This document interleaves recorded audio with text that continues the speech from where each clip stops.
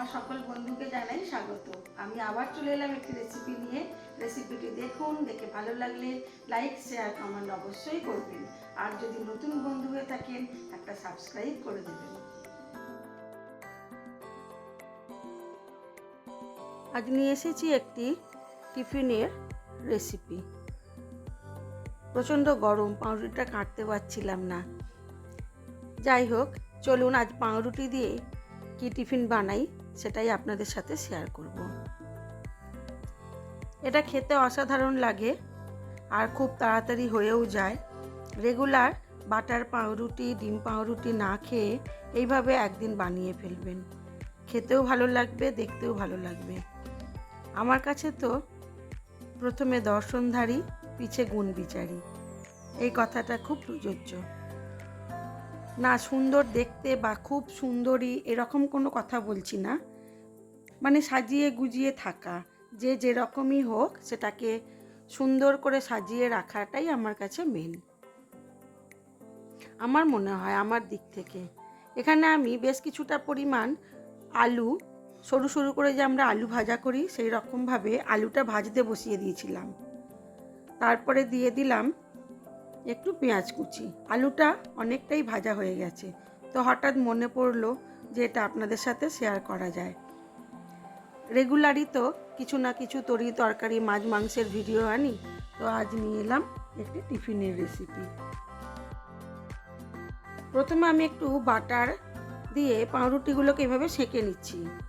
আপনারা যদি টোস্টারে না সেঁকেন, চাটুতেও এভাবে সেঁকে নিতে পারেন, তাহলে কাজটা একটু এগিয়ে যায়।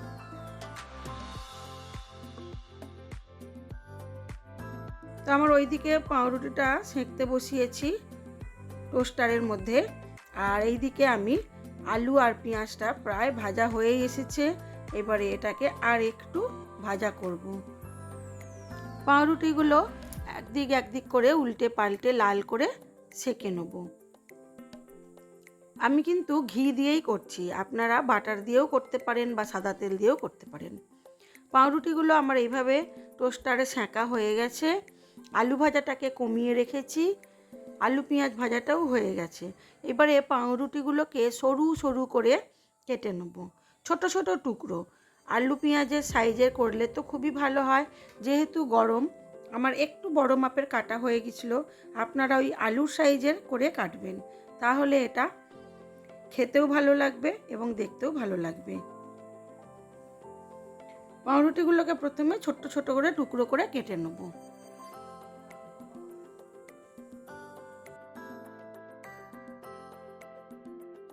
এটা করতে বেশি কিছু জিনিস লাগে না, আমাদের ঘরে থাকা বেশ কিছু উপকরণ দিয়ে এটা হয়ে যায়। চলুন, পাউরুটিগুলো আমার প্রায় কাটা হয়ে গেছে।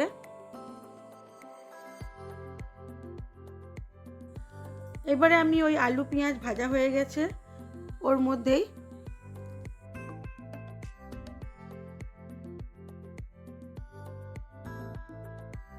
ছোট ছোট করে কেটে রাখা পাউরুটির টুকরোগুলোকে মিশিয়ে দেবো।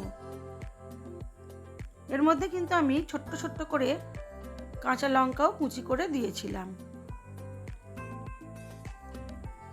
আমি এইভাবে কাঁচা লঙ্কাগুলোকে কুচিয়েছিলাম, আপনারা ছোট ছোট করে যেভাবে ইচ্ছা কেটে নেবেন। তবে ছোট বাচ্চা থাকলে কাঁচা লঙ্কাটা না দেওয়াই ভালো, একটু গোলমরিচ ছড়িয়ে দিলেই হয়। আর যারা কাঁচা লঙ্কা খেতে পারবে তাদের জন্য ছোট্ট ছোট্ট টুকরো করে কাঁচা লঙ্কা দিলে বেশ খেতে লাগে।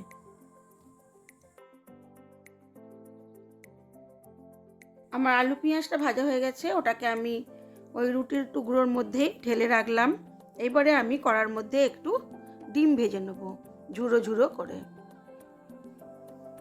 অল্প অল্প করে তেলের মধ্যে ডিমটা দেবো, আর ওগুলোকে একটু খুন্তি দিয়ে সরিয়ে সরিয়ে দেবো, তাহলে একটু বড় বড় সাইজের হবে এবং পাতলা পাতলা বেশ খেতে লাগে।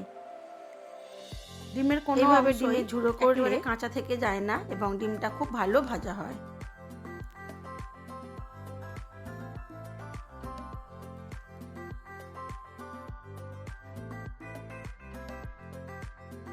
ডিম যখন ঝুড়ো করেন, এই প্রসেসে যদি কোনোদিন না করে থাকেন, অবশ্যই একবার এই প্রসেসে ঝুড়োটা করবেন, তাহলে দেখবেন ডিমের স্বাদটা কিন্তু ভালোই লাগে। চলুন, ডিমটাও আমার প্রায় ভাজা হয়ে এসেছে, এটাকে একটু লাল করেই ভাজবো। তারপরে এর মধ্যে ভেজে রাখা আলু আর রুটির টুকরোগুলোকে দিয়ে, আর অল্প একটু টমেটো সস দিয়ে, অল্প একটু গোলমরিচের গুঁড়ো দিয়ে এটাকে খুব ভালো করে মিশিয়ে দেবো।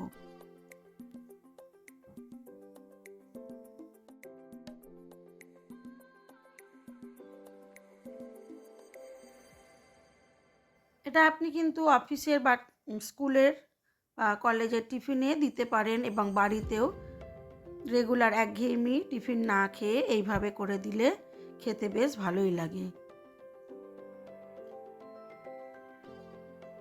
দিয়ে দিলাম অল্প একটু টমেটো সস, আর দেবো অল্প একটু গোলমরিচের গুঁড়ো।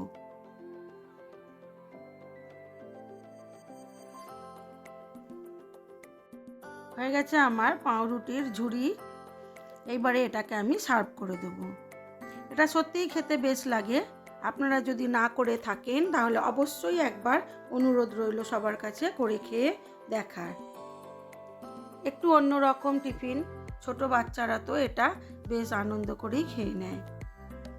রেগুলার বাটার পাউরুটি দেখলে ওদের একটু অস্বস্তি হয়, তাই আমি এইভাবে আমার মেয়েকে করে দিয়েছিলাম। তো আমার ছোট মেয়ে তো খুবই সুন্দর আনন্দের সাথে এটা খেয়েছিল।